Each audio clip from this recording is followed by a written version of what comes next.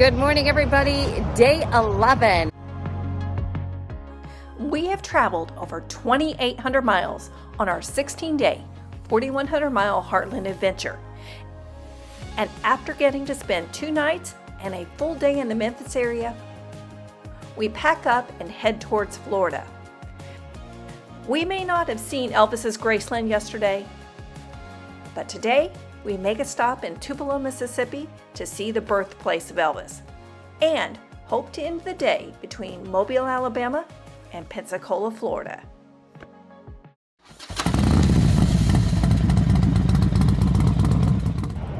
Bikes are packed, and Kayla has decided to ride with Gina.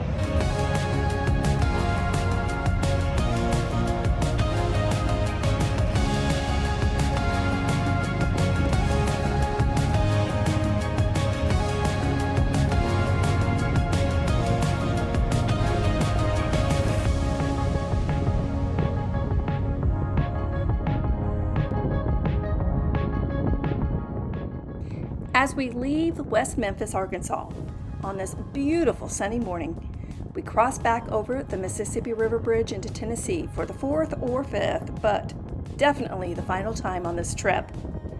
Pretty disappointed that Kayla is not with me, but I totally understand. She is not comfortable on the back seat of this motorcycle.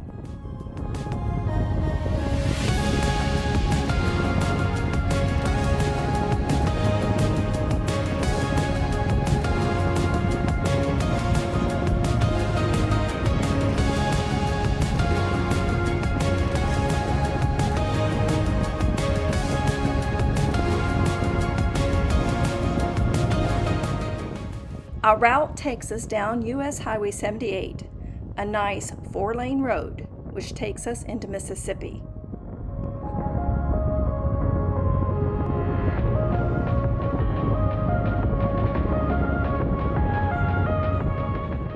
It is an enjoyable 1.5 to 2 hour ride down to Tupelo, Mississippi. Here we plan to spend a couple hours visiting the birthplace of Elvis and get some lunch.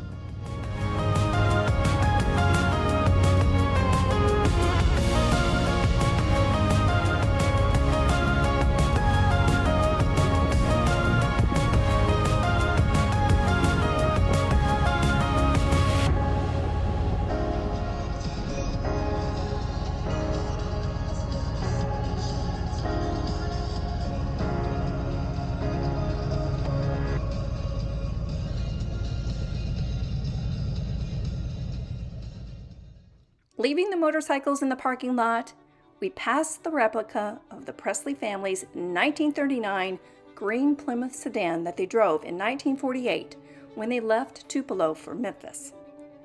We head to the Welcome Center to inquire about tickets. There is an overview map that is quite helpful and shows the layout of the property. The birthplace experience starts here. We were told it takes about an hour to maybe an hour and a half to see everything here. They are open 9 to 4 every day except for Sunday when they are open 1 to 4. At the time we were here, tickets to see the entire property were $20 each. In the Welcome Center, after buying our tickets, we look around the gift shop and explore the building.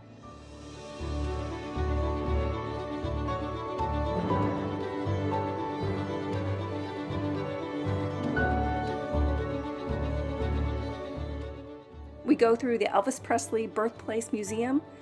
This place tells the story of Elvis's parents and his young life growing up. It also shows off some of his memorabilia. We each sign the guest book and then head outside where we will check out the chapel, the house Elvis was born in, and the park. There is a scored concrete circle surrounding the birthplace. Each granite block denotes each year of Elvis's life from 1935 to 1977. And somehow, along the way, I had forgotten that Elvis was a twin.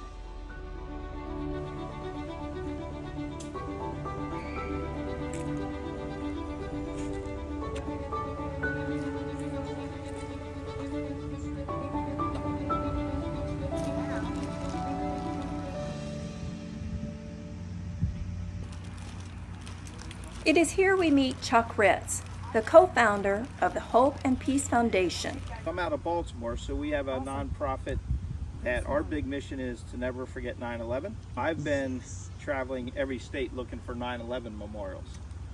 We do a big 9/11 ride. We did it on September 9th this year. Yeah, we had 400 bikes, and then our whole mission is to try to educate the 72 million Americans that are too young to remember 9/11. I always love meeting new people, especially those who love to ride, support our veterans in the military, and who have a desire to keep impactful events in history alive. I will link his website down in the notes section below so that you can check that out.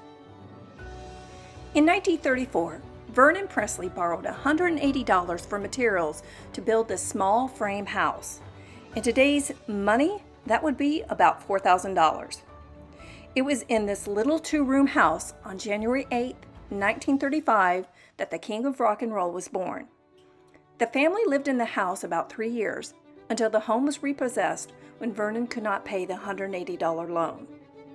Vernon and Gladys moved several different times during the 13 years they resided in Mississippi.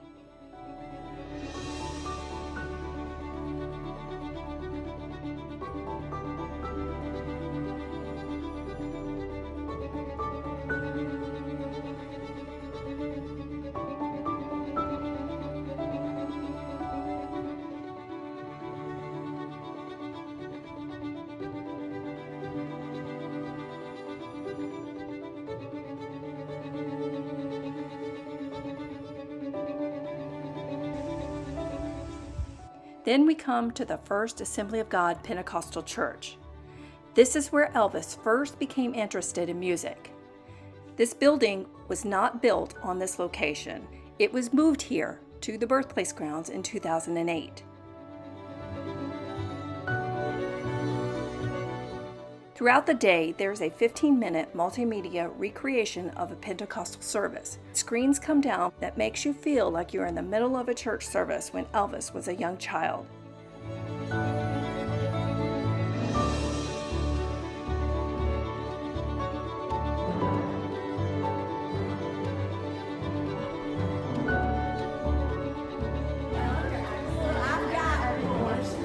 Yes, you definitely do.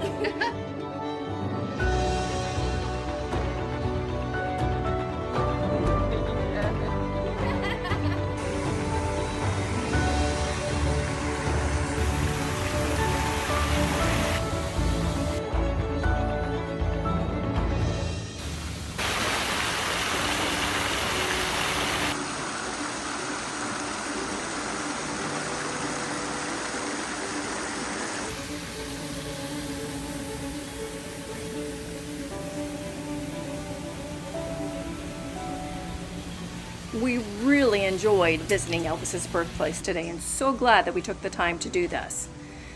But we do need to get back out on the motorcycles. And before leaving town though, we will stop to get some lunch.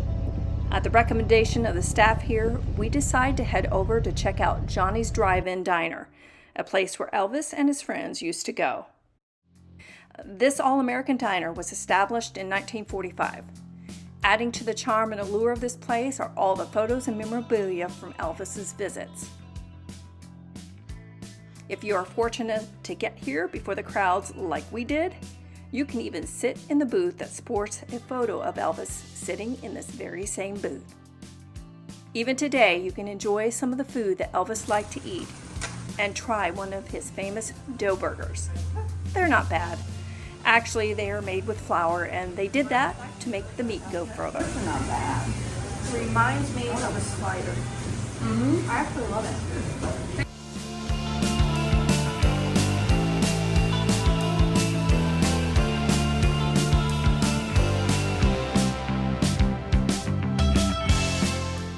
So if you're ever in this area, totally recommend this place. We are going to hit the road, get back on the motorcycles, and head towards Mobile, Alabama, maybe Pensacola. It's about a 5 to 6 hour drive according to Google, but of course that's always another hour when you're on the motorcycles. At the sun going down to the skies, all I want is to be there.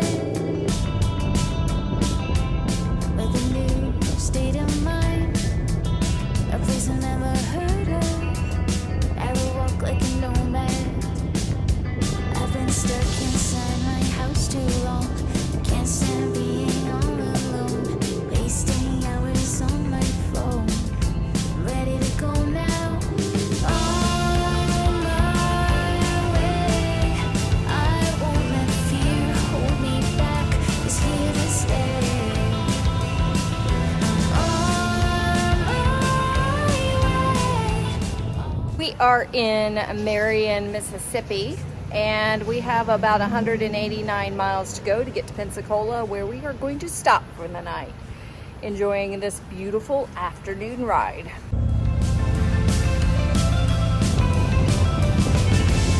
At the end of the world, there is something I can learn. Some good ideas will pop up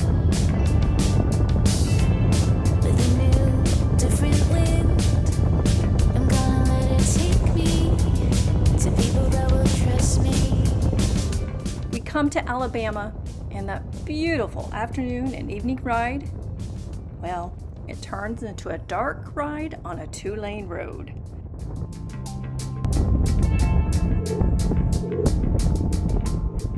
And once we get to I-10, somewhere around Mobile, Alabama, we find out that there is going to be some rain.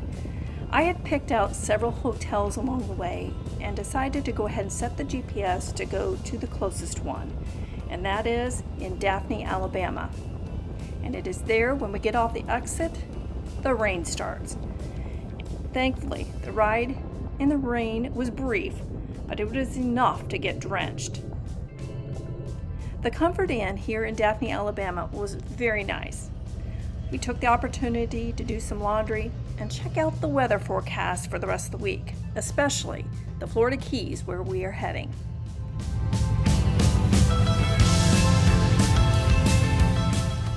We decide to make some changes to our plans, and I will tell you about that in our next video on day 12. Until next time, everybody, God bless and safe riding out there.